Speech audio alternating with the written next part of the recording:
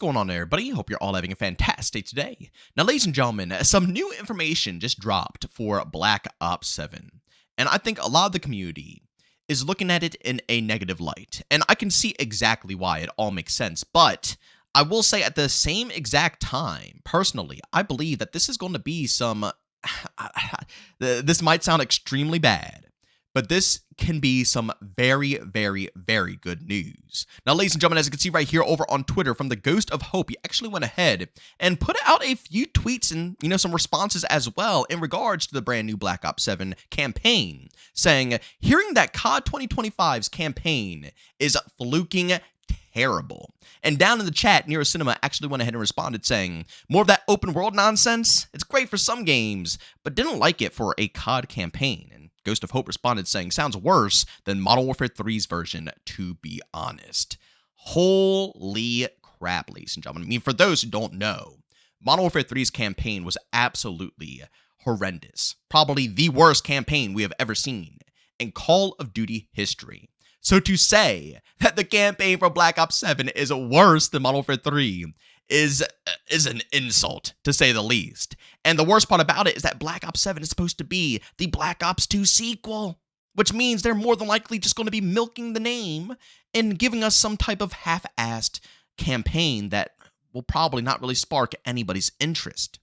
And for those who don't know, basically the rumors ahead of time were that they were going to go ahead and repurpose their Battle Royale map. For those who don't know, their Battle Royale map got scrapped because, Warzone was flunking, and they wanted to bring back Verdansk as an emergency drop. So Treyarch had to go ahead and drop everything they were working on for Battle Royale and implement, Verdansk and all of that stuff instead.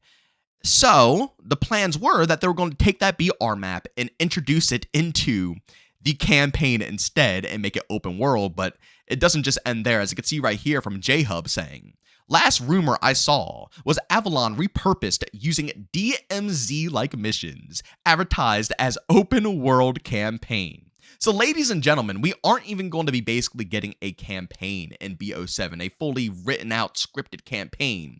We're going to be getting a miniature version of DMZ where there will be missions and things that you can do around the open world environment, but it's going to be labeled as a quote unquote campaign. Ladies and gentlemen, like I said, this right here is more proof that Treyarch is getting absolutely destroyed. And I've been trying to be a little bit more lenient with them when it comes to Black Ops 6 because, again, like I said before, I know nobody's on this project. It's hard because, it's a lot of criticism to be given to Black Ops 6. But in all reality, just like every other year, we all thought Treyarch was going to be coming in strong and they had all the time in the world, when in reality, they did not. They had to split their 4-year life cycle, which, Activision swore up and down that they were getting legitimately 4 years for Black Ops 6. That's a load of crap. And we can't call Activision out on that because technically they did, Yeah, they had to make 2 different games in 4 years. But who's to say they didn't spend all 4 working on Black Ops 6, right? We can't really prove that. But let's be real here. If they had to make 2 games in 4 years, more than likely they're splitting it 50-50. 2 for Black Ops 6 and probably another 2 for Black Ops 7. Or maybe 3 years for one, 1 year for the other. I don't know how they're handling it. Regardless, they had to have enough creative juice to try to form 2 completely different titles. With yeah, there's going to be other dev teams helping, but there's a difference between having a dev team help and just code some stuff and actually having to come up with the core foundation and fundamentals of a Call of Duty game 2 times in a row, back to back. They're getting slapped around, ladies and gentlemen. They are. And to me personally, that right there proves exactly why Black Ops 6 is, performing the way it literally is right now. Rough servers, everybody's lagging 24/7. PCs are still crashing till this very date. The cheaters are still running rampant as well and ranked. You can't even bother trying to get to the high-ranked leagues. It's no point. You're just going to run into cheaters every 5 seconds. There's so many things going on right now, but I don't think anybody at Treyarch is even here, right? They're all gone, and they're all working on Black Ops 7. But ladies and gentlemen, as I said in the beginning of this video, yes, this is negative news, but for some strange reason, I still see positives, and I think this is actually going to benefit us on this channel the most. Again, you guys know on this channel, I'm all about multiplayer. I don't really care much about Warzone, don't really care too much about zombies. I am a multiplayer lover ever since the beginning of time of the Call of Duty franchise. That's just my bread and butter. You guys know this. And I think a lot of people who watch my channel watch it for exactly that. You guys are more than likely, multiplayer fans. Yeah, some people might watch, me for background noise or something like that while they play Warzone or zombies, but I think 9 times out of 10 people want to come for some information and opinions around multiplayer because they also enjoy it as well.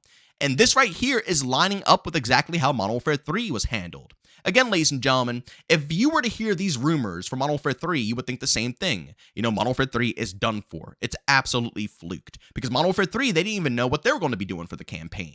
They had no clue if it was going to be a full-fledged out game or if it was just going to be simply DLC, which, as I said before, is exactly why that game's campaign was absolutely horrendous. Because they just had no clear path, no clear direction on where they should be pushing and going to make sure that everything is nice and clean. So, if you guys heard that ahead of time, you will think, okay, Modern Warfare 3 is done for. But guess what? Although the campaign lacked, the multiplayer was insane. The multiplayer was probably one of the best multiplayer experiences I've witnessed in the past 5+ years, maybe even 6, I'd argue possibly 7. Modern Warfare 3 came with the heat. No bugs, no problems, clean, worked perfectly, and it had tons of content. Every week, a new drop. Every week, something to do. And I know there's going to be people, because there were, the whole time on Modern Warfare 3 while I was, discussing the game and having fun with it, everybody was saying it's crap. The packet burst is insane. The cheaters are everywhere. The skill-based matchmaking is horrendous. People are always saying this. They didn't update the game. The updates were awful. Listen, guys, I've literally played that game from day one. The updates were phenomenal. The game ran great. They showed so much care to the PC community and even the console community, making sure everything was fine-tuned and perfect for us. They fixed the meta within the first month, before Season 1 even dropped. It took Treyarch 3 seasons to resolve the meta in Black Ops 6. Okay? Modern Warfare 3 was loved, just to insane amounts when it came to multiplayer. And I think it's because, once again, the other sides of the game were lacking. Now, I'm not saying that's an excuse, because it's not. These development teams have thousands and thousands of devs and probably millions, if not billions of dollars backing them up from their publishers, Activision and Microsoft. There's no excuse that they can't make 3 modes, a side mode, campaign, and multiplayer, that are all loved, that are all packed with content, and all feel unique in their own ways. There's no excuse that they can't hit that mark. But all I'm saying here is that Modern Warfare 3 went through the same exact drama that Black Ops, 7 is going through here and Treyarch is going through. And multiplayer turned out to be getting all of the love. The last time they stuck a quote-unquote DLC, style of mentality onto a game, the multiplayer was crazy. Everything else was meh, but multiplayer thrived so heavy. And like I said before, as a multiplayer fan, this will be huge for us if this turns out the way that I'm expecting here. And how I think a lot of us are kind of expecting things to turn out. Black Ops 6 isn't shabby when it comes down to the foundation. I've been saying it time and time and time again. I enjoy the gunplay. Omni movement has grown on me. All they got to do is fine-tune some movement things, give us bigger maps, better maps, dare I say, in the rotation. And Black Ops 6 could be solid. It's like the same thing with Modern Warfare 2 2022 going over to Modern Warfare 3, right? We just wanted more content, better maps, better flow and movement. That's all we wanted out of Modern Warfare 2 2022. That was literally it. We've been begging Infinity Ward for ages. They refused to do it. Sledgehammer came up and just dropped it. And it was crazy. The same thing can happen here. It really could. They could just fine-tune all of the things from Black Ops 6. Again, they already have the foundation of Black Ops 6, so it's not like it's going to be too crazy. They already spent a year trying to polish it, although it's been a very long year and still going on here. They're spending all this time trying to figure out how to optimize it. So, once that's finished up and we go into Black Ops 7, I'm assuming, just like Modern Warfare 3, it will start off on a better step. It's not going to be in a worse spot as the first initial games usually are. It's going to be in that DLC mentality.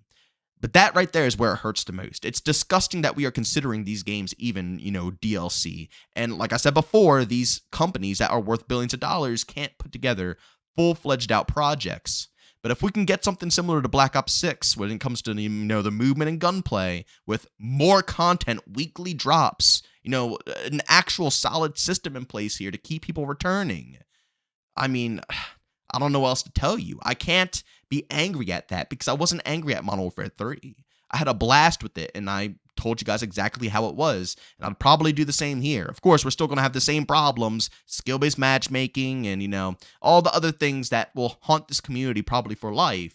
But when it comes down to, a game that's going to respect their player base for returning back and playing multiplayer, from what I'm seeing here, although it's negative that Treyarch had to go through so much crap, this game might be potentially the game that can do that for us.